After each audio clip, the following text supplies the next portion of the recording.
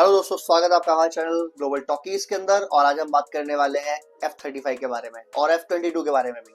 और हम यही बात करेंगे कि इंडिया को इनमें से कौन सा फाइटर प्लेन मिलना चाहिए या लेना चाहिए। जहां तक बात है F-35 की, F-35 दुनिया का सबसे top class stealth fighter plane मानते हैं। और नाटो की जितनी कंट्रीज हैं, जो कि टोटल 30 कंट्रीज हैं, वो और यूएस के जितने अलाइज हैं, वो सारे F-35 को यूज करते हैं। F-35 स्टेल्थ टेक्निक पर बेस्ड है। क्या होता है ये स्टेल्थ टेक्निक? स्टेल्थ टेक्निक मतलब होता है कि जितने भी रडार्स होते हैं सिस्टम में, एक भी रडार पकड़ नहीं पाएगा आपको फाइटर प्लेन को। जो साइन आएगा ना, सिग्नेचर आएगा कि उड़ रहा है, वो आता है जस्ट लाइक ए बाज या चील, यानी एक पक्षी जैसे उड़ रहा होता है ना, रडार में दिखता है, वैसे ये फाइटर प्लेन दिखता है। तो इट इज नॉट पॉसिबल कि आप आइडेंटिफाई कर लो कि ये फाइटर प्लेन है या पक्षी है। और ये अपना काम करता है, शांति से आता है, 2-4 बम मिसाइल जो मारने मारता है और वापसी। F-35 के कुछ वेरिएंट्स हैं, 3 वेरिएंट्स हैं दोस्तों इसके, F-35A, F-35B और F-35C। जो F-35A है वो तो नॉर्मल फाइटर प्लेन है, उसमें बस एक ही चीज अच्छी है और वो है स्टेल्थ टेक्निक। लेकिन जो F-35B है उस पर उन्होंने उसको बहुत अपग्रेड किया है। और F-35B जो है वो शॉर्ट टेक ऑफ लेता है। यानी अगर आपको नॉर्मल, मैं समझाता हूँ आपको कि एक फाइटर प्लेन है, उसको चाहिए सपोज 100 मीटर का रनवे या 150 मीटर का रनवे टू टेक ऑफ, तो उसका हाफ यानी 50 to 75 मीटर के टेक ऑफ में ही F-35B उड़ जाएगा। यानी अगर आपको लड़ाई हो रही है, जंग चल रही है, उस टाइम आपको नहीं मिल रहे हैं फाइटर प्लेन के जो रनवे होते हैं वो उड़ाने के लिए या लॉन्च करने के लिए, तो जो हमारे नॉर्मल जो शहर की जो गलियां होती है, जो रोडें होती है, अगर वो थोड़ी सी चौड़ी है, ये वहां पे भी उड़ सकता है और लैंड भी कर सकता है, कोई इश्यू नहीं। लेकिन इसका जो टेक ऑफ है वो अगर इसका आधा है, यानी 50 से 75 मीटर यानी शॉर्ट डिस्टेंस पर है, तो इसका जो लैंडिंग है वो और भी कमाल का है। ये लैंडिंग करता है वर्टिकल, यानी जैसे आता है ना हेलीकॉप्टर, सीधा आया सीधा बैठ गया, ये वैसे लैंडिंग करता है। ये लैंड करने के लिए इसको जगह भी नहीं चाहिए बिल्कुल भी, ये यूं आके यूं बैठ जाएगा बस, simple, just like a helicopter. ये इसकी सबसे बड़ी खूबी है। और F-35B यूएस ने बहुत ही कम देशों को दिया। F-35 जैसे बताया, नाटो की सारी कंट्री यूज करती है, जो नाटो की है, या जितने भी यूएस अलायंस सब यूज करते हैं। लेकिन F-35B उन्होंने उसमें से भी बहुत सिलेक्टेड लोगों को दिया है। आपको जान के हैरानी होगी कि जो कंट्री है तुर्की है, वो नाटो का क्या है, सदस्य है। इसका मतलब ये डील है, नाटो की डील होती है कि जितने भी नाटो कंट्रीज है, अगर किसी हमला करता है तो बाकी सारी कंट्रीज उस पर बचाव करने के लिए, साथ लड़ने के लिए आएंगी ही आएंगी। नाटो की अपनी फोर्स भी है। लेकिन तुर्की ने जब S-400 ले ली रशिया से, S-400 वही मिसाइल टेक्नोलॉजी डिफेंस सिस्टम है जो इंडिया ने भी लिया है। इंडिया के पास 5 बैटरी है, इनमें 3 ऑलरेडी आ चुकी हैं, डिप्लॉयड भी हैं, और 2 आने वाली हैं। तो तुर्की ने जब डिफेंस सिस्टम ले लिया S-400, जो इंडिया ने भी लिया है, इंडिया के पास 5 बैटरीज ऑर्डर कर रखी हैं, इनमें से 3 ऑलरेडी आ चुकी हैं और वो डिप्लॉयड भी है पाकिस्तान और चाइना के एरियाज में। लेकिन जैसे तुर्की ने लिया, अमेरिका ने उस पर कार्ड्स एक्ट लगा दिया। कार्ड्स एक्ट ये कहता है कि अगर आपने रशिया से कोई भी मेजर डिफेंस टेक्नोलॉजी ली तो हम आपको अपने अमेरिकी हथियार नहीं देंगे। और उसके बाद F-35 का जो ऑर्डर ऑलरेडी प्लेस था तुर्की का ए के लिए, F-35A के लिए, उसको भी कैंसिल कर दिया। यानी हम आपको F-35 नहीं देंगे, आपको जो करना है कर लीजिए।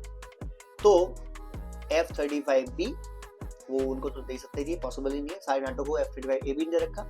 अब बात करते हैं F-35C के बारे में।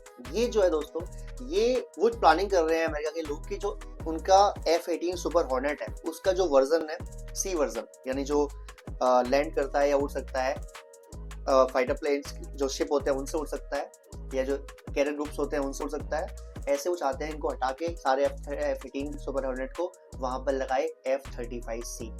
ये C वेरिएंट है उनका, नाम उसका भले सी है लेकिन वो है समुद्र के लिए, उनका वो वेरिएंट बना रहे हैं। वो चाहते हैं कि अपने सारे जो कैरियर ग्रुप्स हैं, जो उनके बड़े बड़े शिप्स हैं, वहां पर वो सारे कुछ सालों के बाद F-35C को लगाएं, ना कि F-18 सुपर हॉर्नेट को, क्योंकि F-35 उनको जो चीज देता है वो है स्टेल्थ।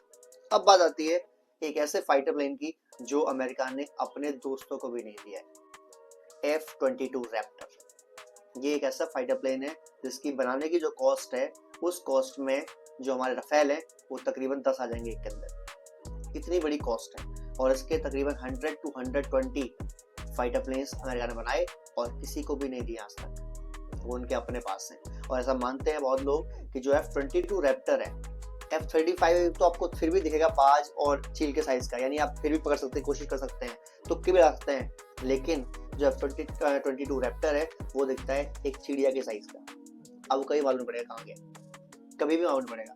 और उन्होंने एक ही बार यूज किया है हमला करने के लिए, दोबारा उन्होंने यूज भी नहीं किया उसका आज तक, बिकॉज दे डोंट वांट कि कोई उनको देखे, कोई फाइटर को यूज करे, चेक कर पाए, पढ़ पाए। नो चांस, किसी भी अपने दोस्त को भी नहीं दिया, इजराइल तक को नहीं दिया। वो उसे कब चाहते हैं, सरप्राइज वेपन की तरह चाहते हैं यूज करना। कल को उन पर हमला हो, रशिया, चाइना कोई उन पर हमला करने पहुंचे, तब वो निकालेंगे अपना सरप्राइज वेपन। आपको पता है दोस्तों, इंडिया के पास भी एक सरप्राइज फाइटर प्लेन था, कभी सुना आपने इस बारे में? नहीं सुना होगा। Su-24, सुखोई 24, और किसी को पता नहीं था। इंडिया ने कभी इसको पब्लिकली बताया ही नहीं हमारे पास फाइटर प्लेन है। और कब लॉन्च किया, कब उड़ाया इसको? 1971। ये गया, मार के आया, किसी को पता नहीं लगा कि किसका फाइटर प्लेन था। बाद में पाकिस्तान ने बताया कि इंडिया के पास 2 स्क्वाड्रन यानी 1836 तकरीबन 36 ऐसे फाइटर प्लेन्स हैं जिसके बारे में इंडिया ने कभी भी किसी को नहीं बताया। और इसके बारे में आज से भी कोई ज्यादा न्यूज सुनेंगे आप, हम एक बहुत जल्द वीडियो बनाएंगे इसके बारे में कब, और इसकी क्या न्यूज है, कैसे वो ये आया, और ये खत्म भी हो गया, आके इसको हटा भी दिया गया, और आज तक फिर भी इसको बताया नहीं गया। सिर्फ किसको पता है, या तो इंडियन एयरफोर्स के अधिकारियों को पता है, या फिर खुद जो पिटे हैं पाकिस्तान वाले उनको पता है, और किसी ने पता। चलो वापस आते हैं F-22 पर। तो F-22 को भी अमेरिका ने रखा है एज सरप्राइज वेपन। वैसे कई सारे चीजें रखते हैं, हर कंट्री रखती है सरप्राइज के तौर पर, कि जो एनिमी को ना पता हो, ताकि उसके बारे में प्लानिंग ना कर सके कि डिफेंस कैसे करना। ऐसे ही और बात करेंगे F-35 क्या इंडिया को मिल सकता है। तो दोस्तों, अमेरिका जो है ना, ये दोस्त नहीं किसी का, ये है मौका परस्त। और मौका परस्त जो कंट्रीज होते हैं ना, वो दोस्ती नहीं करती किसी से, वो आपकी मजबूरी को उठाते हैं फायदा। तो पहली बात तो F-35 को देना चाहते नहीं वो कहते हैं आपको लेना है तो F-21 ले लो, हम आपके लिए बना रहे हैं, जो कि F-16 का ही अपग्रेड वर्जन है।